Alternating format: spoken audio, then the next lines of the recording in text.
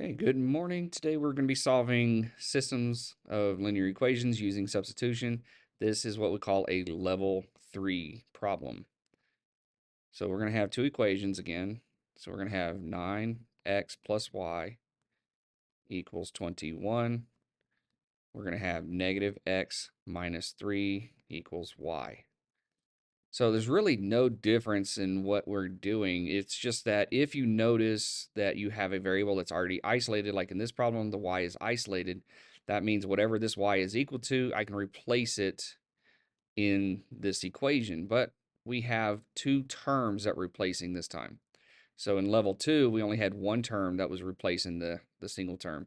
Here, we're going to take these two terms and replace the one with it.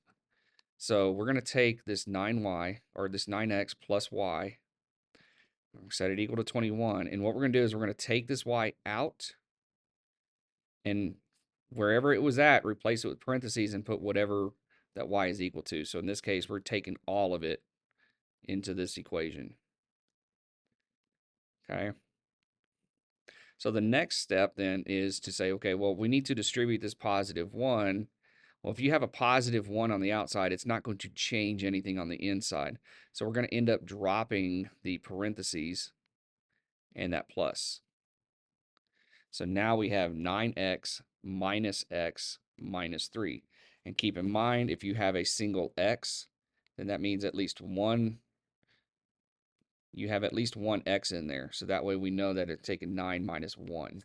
So this 9x minus 1x is going to get simplified to be 8x. We're then going to take this minus 3, and we're going to move it to the other side as plus 3 and get rid of it here.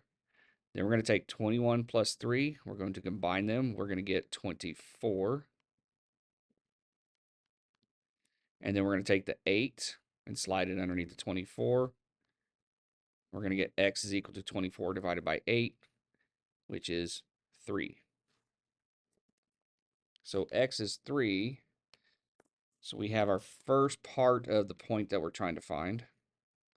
Then all we're going to do is substitute it in. Well, I'm going to take this 3. I'm going to substitute it into the easiest looking equation, which is, for me, it's this one. It's y equals. So I can go ahead and rewrite this y as y equals negative x minus 3. We're going to replace this x with 3.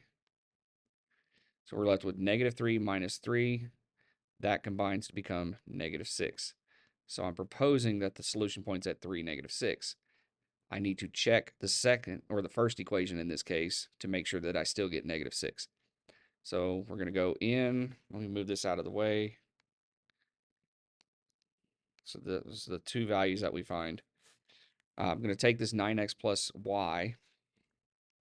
Let's move it down here. Let's replace the x with 3. So it becomes 9 times 3, which is 27. And then we're going to subtract 27 from both sides. And that's going to give us y is equal to 21 minus 27, which is, okay, don't erase, negative 6, sorry. So that is the solution point. We're going to have 3, negative 6.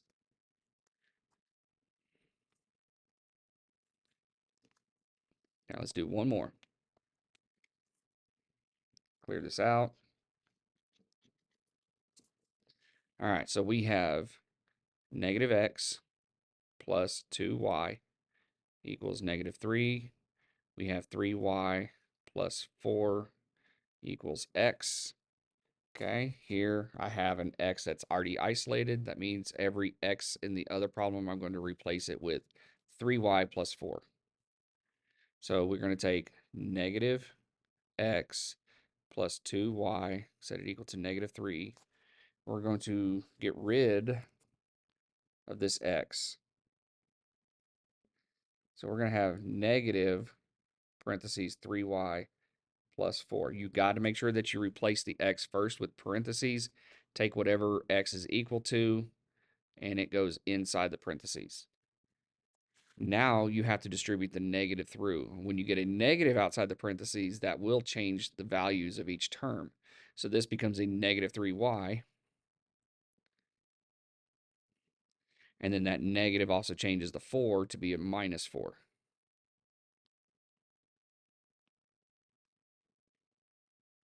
So we have negative 3y minus 4 plus 2y. What I'm going to do is I'm going to go ahead and move my minus 4 to the other side. That makes it plus 4. So that goes away. Then we have negative 3y plus 2y. So negative 3 plus 2 is negative 1y, or negative y.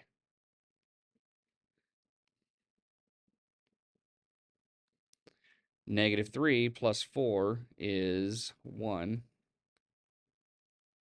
And if we have a negative y set to equal 1, then we can take the negative off of the y and change the 1 to a negative 1. So y is equal to negative 1.